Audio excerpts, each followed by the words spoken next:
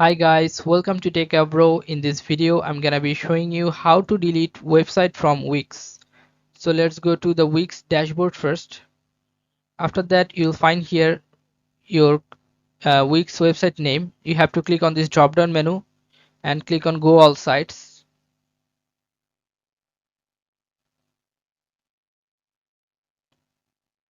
Now here you can two sites. Now I'm gonna delete one site. So if you want to delete, click on this site action or three dot and you'll find here move to trash. Click on move to trash. Go to again move to trash. Now you want to go to trash and then you can see here that website is here. If you want to delete it permanently, you can click on remove site. If you click on remove site, your site will be removed permanently. Or otherwise, if you remain stay, your 90 days after 90 days your website will be deleted permanently. So if you want to instant delete, just click on this and click on remove site.